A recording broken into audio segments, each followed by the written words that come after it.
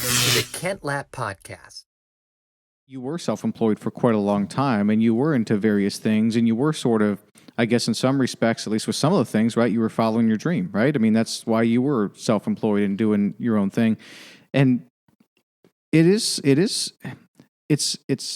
tough to kind of view that as a straight trade-off, right? Because it's not like you killed all, I hope it's not like you killed all your dreams. You just have to go make a little bit of money and you hate what you do. And, you know, all of your hopes and dreams for your life, you just have to like kill or put on pause. I mean, I hope it's not like that, but also there is a reality to sometimes the hopes and dreams that you have, if they aren't working out as you hoped or expected, or those types of things where you do need to make a change and I guess accept, I don't know, how would you put it? Accept a new reality? How did you think through that? Yeah, so there is certainly a new reality that becomes necessary. And I think as the husband, father of four, having seen my wife defer to me in things I wanted for a very long time, I was willing to do something I didn't like. Mm-hmm.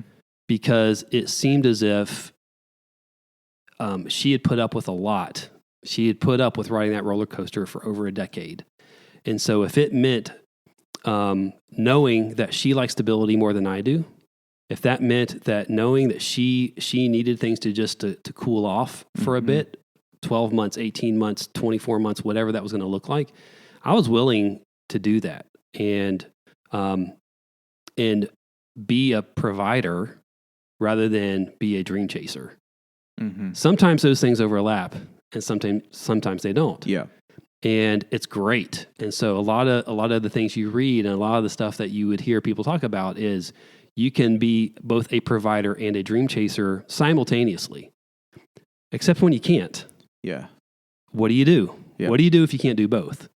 And you have to choose. And so for me, I felt like I had been able to chase a dream, chase multiple dreams, try a lot of different things vocationally, and through the self-employed years, and be a provider. Mm-hmm. But as the provision was beginning to wane and get tougher and progressively tougher, and not just for a month, and not just for a couple months, like for that to continue to go, like, what is going on here? Mm-hmm. For that to continue, I just had to just decide, like, am I going to keep pushing this? Particularly when I would say too, I don't know that my dream was as clear at that point anymore. I see. And okay. so I can't say that I had some vivid thing that I was pursuing, because that's where it gets really tough. Mm-hmm. When you have a very clear thing that you want and that you're pursuing, and yet the provision seems to be separate from that. Yes. So that's when you have the starkest difference, or the starkest just sort of variance between the two realities. Yes. For me, in this particular case, and thankfully, I think the dream had faded a lot. I had been and done a whole lot of things. I'd been a lot of places. I'd done a lot of things. And I was like, I've kind of done, this is an 11-year run on trying to do something that I didn't know if I'd get 12 months out of it. Sure. So I was able to stretch what was a 1-year try into 11. Mm-hmm. I felt pretty good about that, and I was certainly willing to just shift into provision mode. Okay.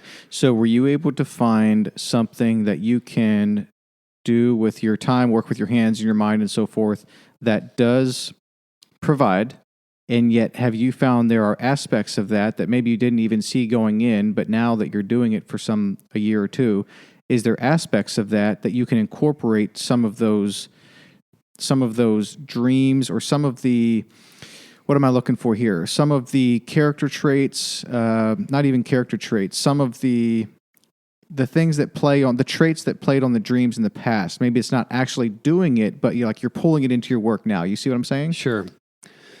So when I first went out on my own, I was most interested in, one, can I even stand on my own 2 feet? What does that even look like? I was looking for a sense of freedom. I was looking for a scenario where I could sort of be free from some of the corporate bureaucracy that I had experienced. I was worked in a situation where I didn't truly have the most respect in the world for the individual I worked for.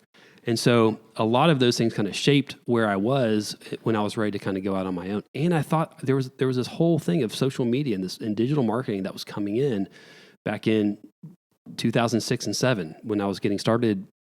And I wanted to see if there was something real there. Well, clearly there was. Just ask our president.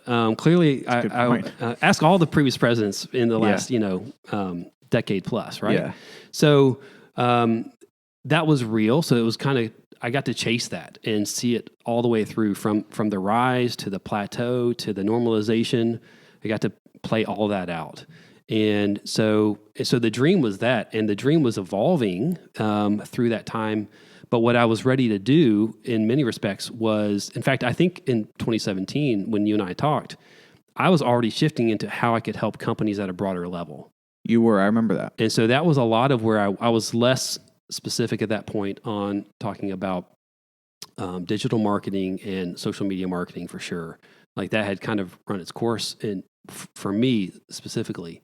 And so the idea to actually go deep with one organization rather than go wide with a number of organizations was very compelling to me. Yeah. So that's why I got to sort of, the dream was evolving into how do I impact a business, and maybe can I take some of these lessons I've been learning professionally since I got out of college and see if I can apply that more broadly. Yeah, I think what I was reaching for is things that you are good at or enjoy back in your kind of prior kind of self-employed dream days, if you will, that now you're incorporating into your work. And I think I'll give you an example. I was on your LinkedIn page, and you are doing some video updates, which is really cool. Yeah. But not every president does that. And so this is, you can do that, and you probably, I'm assuming you enjoy that, and you're good at communication. And that sort of plays on some of your digital marketing days too, a little bit, and social media and your knowledge there. And so like getting that communication out direct to the customers, directly from you, it's very well done. You communicate exceptionally well. Like those are things where now you're president of a manufacturing company, and not every president's doing that, but you are, right? Because you're good at it and you enjoy it. Like things like that. Are you noticing some others that? Well, so every person should bring all of their strengths to bear when they go work someplace. And it would be foolish for me to not bring my past work life with me. And so the fact that I would maybe edit some video or audio or record video or communicate through the written word or the broadcast word or whatever, the fact that I did that during my self-employment years and was pretty comfortable with that, of course, should bleed into, my work now. That's the easy stuff. It was learning the manufacturing business. That was where the challenge was. Yeah, I'm sure. And so, I'm very much if it's recording a video for the business, it's very much in my element. I'm not uncomfortable with that. Yeah. And how are you finding those video updates to be received? Is TechnoAid, we'll get into it, is it business to business primarily? Or is it business to customer? Like, are you selling to hospitals? Or are you selling to... So the business is historically sold to dealers. So it's a more B2B situation. Okay. Yeah. So when you're sending out these video updates about now you're ready to, take orders for personal protective equipment, that type of a thing again, that is to another business primarily, correct? Yeah, I mean, so the company's always had people who have purchased directly from it in some sense, and so I want to talk to everybody, but we talk to a variety of dealers around the country. Yeah, okay.